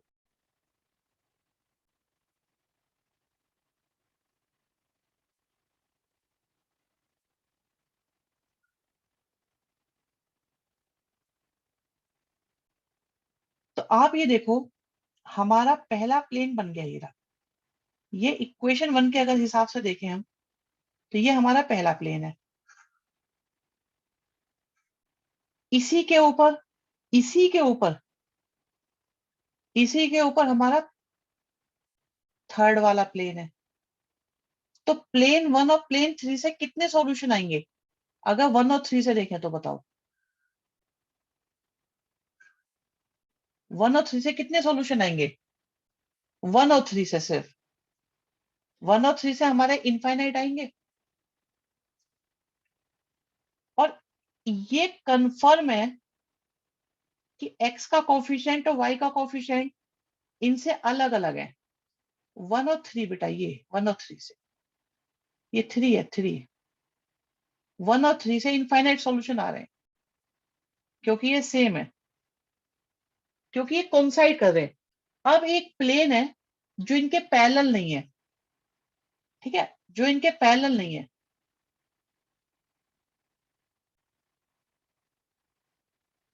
वो अब कैसा भी हो, कैसा भी, तो उनमें डेफिनेटली एक लाइन तो कॉमन आएगी ही आएगी। भाई दो प्लेन तो एक के ऊपर एक हो गए, और तीसरा प्लेन आया कहीं से उनको इंटरसेक्ट करता हुआ जाना है, कैसे भी करे वो, चाहे टेढ़ा करे, चाहे आप दो प्लेन को कैसे भी इंटरसेक्ट कराओ, तो उनमें एक लाइन कॉमन आएगी हमेशा। आप देखो, अपने रूम की दीवारों को देखो, अगर आप उन्हें बेंड भी कर दोगे, मोड़ भी दोगे, कोई भी दो दीवार जो मिली हुई है उनको बेंड भी कर दोगे आप, तब भी उनके बीच में एक लाइन कॉमन आएगी। तो अगर P की वैल्यू 2,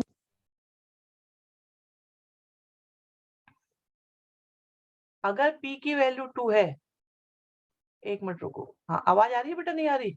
आवाज आ रही होगी, थोड़ी चेंज हुई होगी साउंड, थोड़ी साउंड चेंज हुई होगी, आवाज आ रही है कि नहीं आ रही, बस ये बता दो, ठीक है। आवाज में डिफरेंस आया होगा, मेरे ब्लूटूथ की बैटरी चली गई। अच्छा, आवाज थोड़ी कम आ रही है, एक मिनट रुको। हाँ, थोड़ी सी आवाज चेंज हुई होगी, वैसे आवाज आ रही होगी, कोई दिक्कत नहीं है। मैं ये कह रहा था, अब ये देखो, ये वाला जो है ना, यही प्लेन 1 है, यही प्लेन 3 है, और ये प्लेन 2 है। अगर P की वैल्यू 2 है, ये कंडीशन बन रही है, आप बताओ अब कितने सॉल्यूशन आएंगे इनसे? इस सिचुएशन में आपको कितने सॉल्यूशन नजर आ रहे हैं?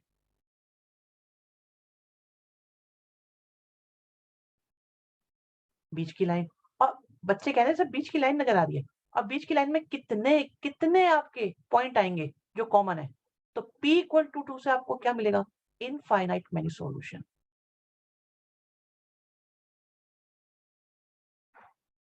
दिवांशी, क्या बनाया बेटा आपने? मुझे समझ में नहीं आया। इमोजी मुझे यहाँ पे विजिबल नहीं होते, कुछ बनाते हो बस इतना पता चलता है, एक्सप्रेस कर दो, लिख दो बेटा कुछ।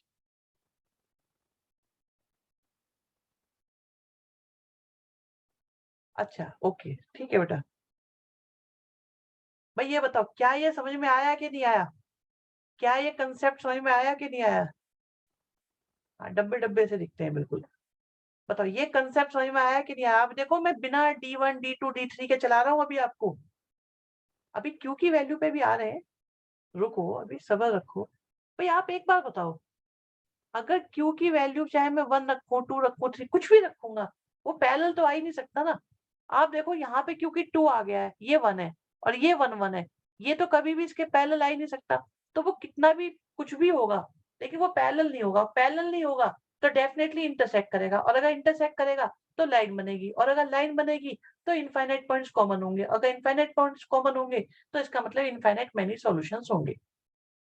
मैं एक बार फिर से बता सकता हूँ, भाई P1 और P2 से हमारा सेम प्लेन बना है, P1 और P2 से हमारा सेम प्लेन बना है, लेकिन P2 जो है, P की Q की कोई भी वैल्यू हो, लेकिन आप देखो जो हमारा P2 बनेगा वो आपका पैरेलल नहीं होगा क्योंकि उसके कोएफिशिएंट अलग-अलग हैं, तो वो इंक्लाइंड होगा। और अगर वो इंक्लाइंड होगा तो जब 2 प्लेन पैरेलल नहीं होते, इंक्लाइंड होते हैं तो कहीं न कहीं इंटरसेक्ट करेंगे और जब भी 2 प्लेन इंटरसेक्ट करते हैं तो एक लाइन बनती है। एक लाइन बनती है तो उस लाइन के सारे पॉइंट्स तीनों के तीनों प्लेन पर कॉमन आते हैं। इसका मतलब वो इनफाइनाइट मैनी सॉल्यूशन होते हैं। यहाँ तक की बात क्लियर हुई कि नहीं हुई बच्चों? बताओ जल्दी से।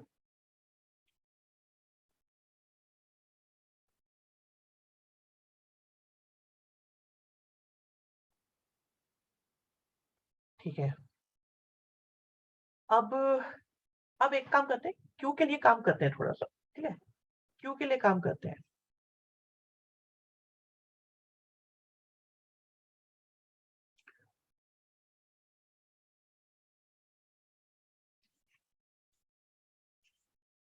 मुझे पता है ये चीज़ें थोड़ी डिफ़िकल्ट है, विज़ुअलाइज़ करना मुश्किल है, रियलिटी में दिखती तो है नहीं, सोचनी पड़ती है, इमेजिन करनी पड़ती है सारी की सारी चीज़ें। वो तो प्लेन ना हो तो और ज़्यादा मुश्किल आ जाए। अगर q इक्वल टू 3 होगा तो क्या आएगा हमारे पास? हमारे पास आएगा 2x py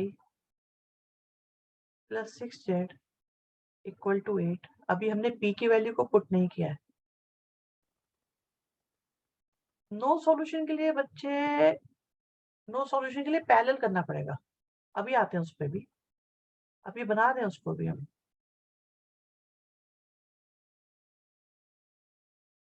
q की वैल्यू 3 रखी। नो सॉल्यूशन में प्लेन पैरेलल हो जाने चाहिए।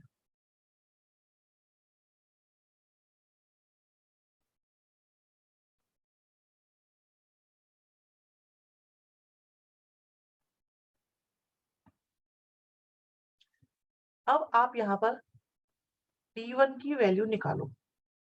सारे बच्चों देखो, तुम्हें भी मेहनत करनी पड़ेगी अगर मैं करूंगा तो। d1 की निकालो, d2 की निकालो, d3 की निकालो।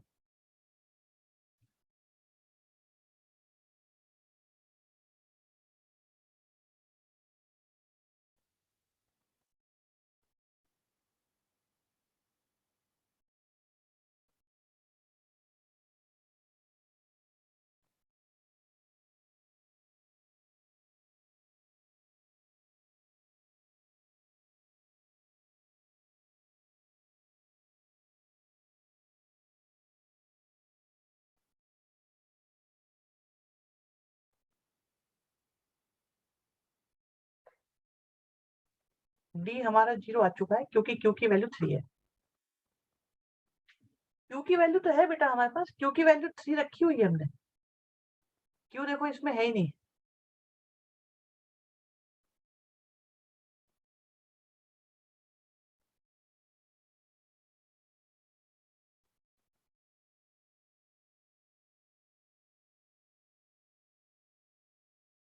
-3।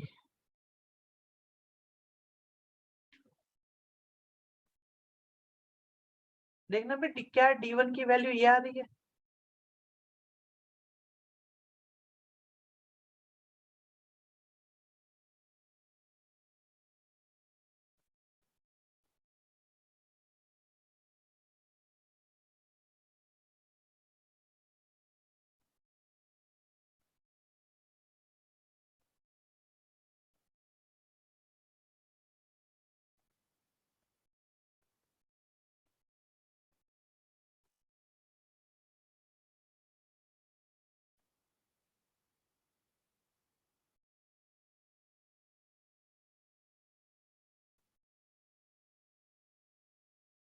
ठीक है, d2 आराम से निकालो, आराम से।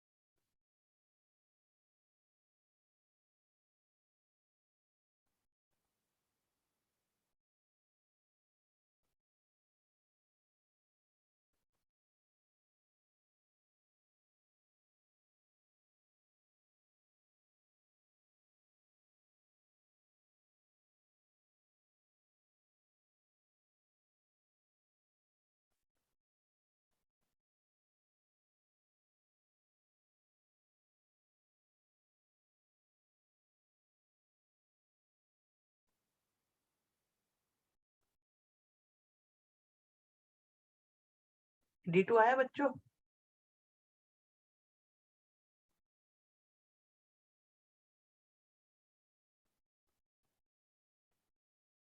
D3 P के टर्म्स में नहीं आएगा। ओके, निकालो जितना आ रहा है, जो आ रहा है बताओ मुझे। D2 कितना आ रहा है, D3 कितना आ रहा है? कोई बात नहीं, जो नहीं आ रहा, जो आ रहा है वो निकालो आप। D2 कितना आ रहा है ये बताओ।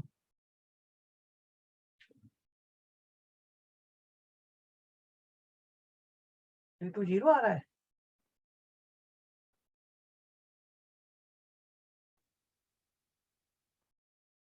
Okay. D2 0 आ रहा है क्या? कंफर्म करो भाई।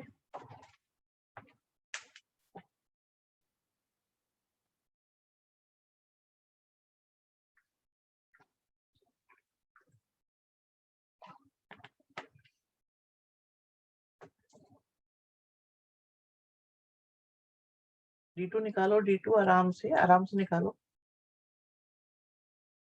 D3 तो P-2 आ रहा है। ओके, और D2 मेरा 0 आ रहा है। ओके,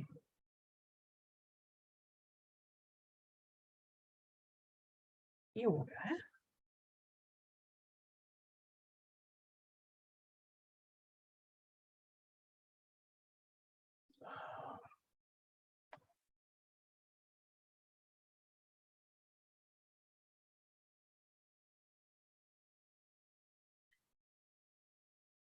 तो बच्चों एक बात बताओ यहां से, एक सिंपल सी, कि अगर P की वैल्यू अगर P की वैल्यू 2 नहीं है, क्योंकि P की वैल्यू 2 होते ही 0 हो जाएगा। अगर ये P की वैल्यू 2 नहीं है और Q की वैल्यू 3 है,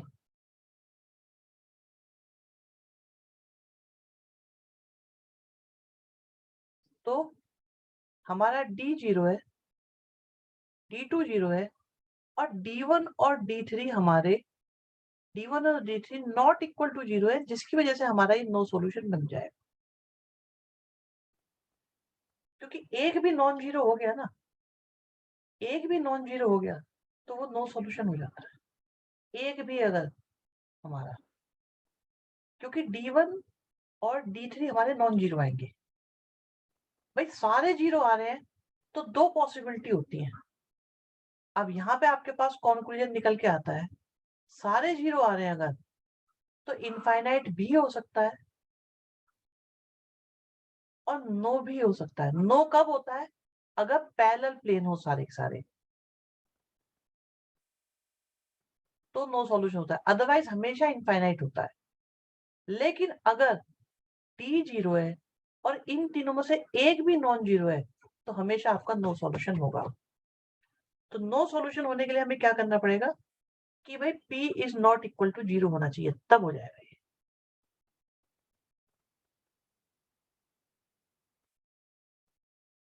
बात समझ में आई, कुछ नहीं आई? अगर सारे जीरो आ जाएं तो अलर्ट हो जाना चाहिए कि भाई वैसे तो कंडीशन कह रही है इनफाइनाइट है, पर देख लो कहीं पैरेलल प्लेन तो नहीं है।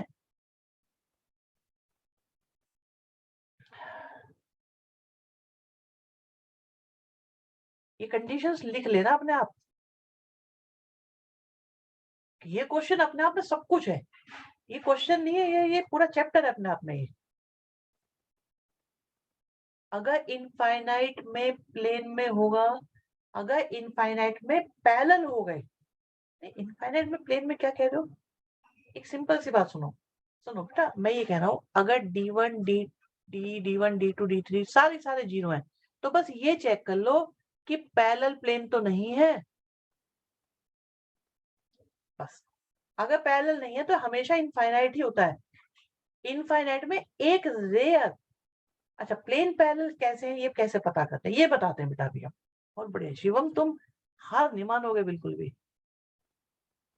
उसमें क्या होता है बेटा, एक ही इक्वेशन होती है, सेम इक्वेशन होती है, सेम।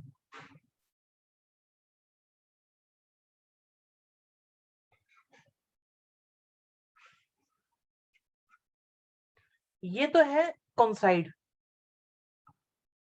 आप देखना जरा, अगर लेफ्ट के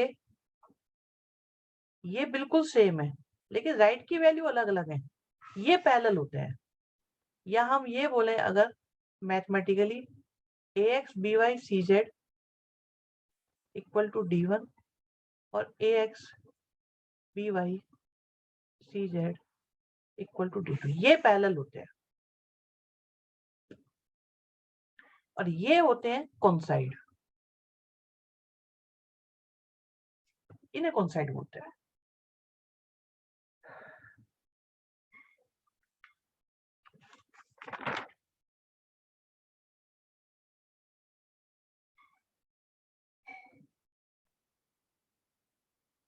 अब बताओ, अब किसी के मन में कोई दुविधा हो तो जल्दी से बता दो।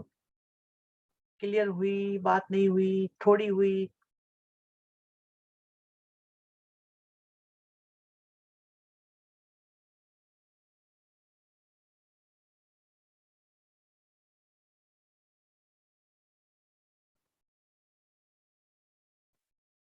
समझ में आ गई बात यहाँ तक या नहीं आई? तो मोस्ट इंपॉर्टेंट चीज क्या है, अगर डी जीरो नहीं है तो कुछ सोचने की जरूरत नहीं है, फिर हो गया आपका यूनिक सॉल्यूशन। अगर डी जीरो है लेकिन डी वन,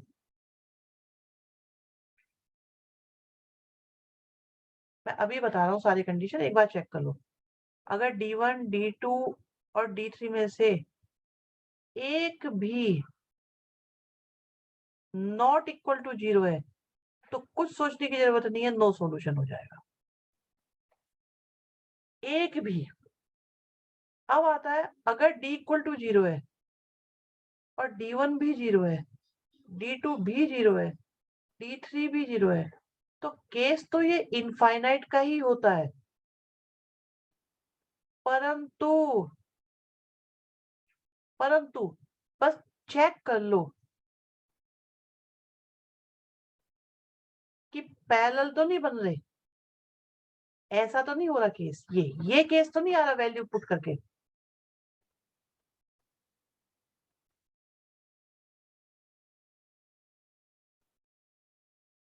क्योंकि अगर ऐसा हो गया तो नो सॉल्यूशन हो जाएगा, अदरवाइज है ये इनफाइनाइट का ही केस, इसे इनफाइनाइट ही माना जाता है।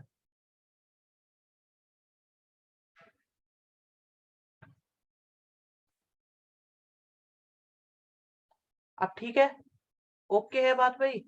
कुछ बोल दो भी सारे सारे बच्चों एक एक बार अपने मन की कहानी, जिससे कि अगली क्लास में मैं कंटिन्यू करके खत्म कर दूंगा इसको।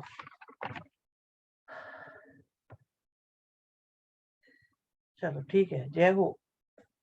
ओके भाई, देखो मुझे पता था आज मैंने बहुत बहुत मुश्किल टॉपिक उठा लिया था, बहुत बहुत डिफिकल्ट टॉपिक माना जाता है ये। अभी इसके क्वेश्चंस करेंगे ना तो मतलब आपको पता लगेगा कि हमने क्या करा है, समझ आ गया। चलो ठीक है, आज इतना ही करते हैं बस, ठीक है।